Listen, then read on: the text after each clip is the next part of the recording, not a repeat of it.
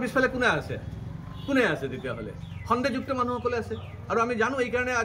আজি পশ্চিম বাংলা হোক বা অসম হোক তাতে যে আকৌ ৰিভাইজ কৰিবলগীয়া হৈছে ভোটাৰ লিষ্ট কিয় কৰিবলগীয়া হৈছে তাৰমানে সন্দেহযুক্ত মানুহ ইয়াতে সোমাই আছে কাৰণে কৰিবলগীয়া হৈছে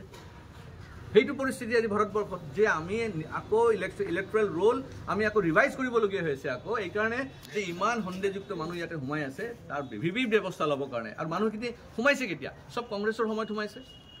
এই আপোনাৰ কি বুলি কয় যেতিয়া ৰাহুল গান্ধীৰ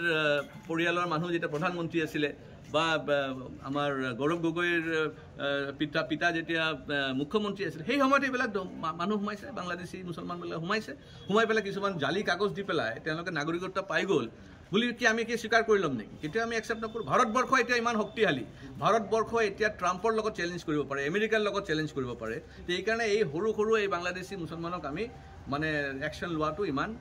মানে ডাঙৰ কথা আমাৰ কাৰণে নহয় গৌৰৱ গগৈ আৰু গৌৰৱ গগৈৰ পাৰ্টি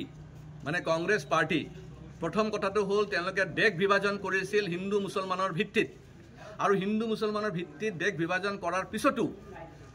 বাংলাদেশী পাকিস্তানী মুছলমানসকল তেওঁলোকে যিসকল আকৌ ইলিগেলি ভাৰতবৰ্ষত প্ৰৱেশ কৰিলে তেওঁলোকে আহি এতিয়া কংগ্ৰেছ পাৰ্টি চলাই আছে আজি কংগ্ৰেছ পাৰ্টিক যদি জিন্দা ৰাখিছে সেই মূলৰ মানুহখিনি আহি জালি কাগজ দেখাই তেওঁলোকে গৌৰৱ গগৈ আৰু ৰাহুল গান্ধীক শক্তিশালী কৰি আছে উদ্দেশ্য যে আৰু মানে আৰু এবাৰ কি ভাৰতবৰ্ষক ডিভিশ্যন কৰিব পাৰে না নাই তাৰ মূল উদ্দেশ্য তেওঁলোকে দেশ গঠনৰ মূল মানে উদ্দেশ্যত এইবিলাক মানে যাত্ৰা কৰা নাই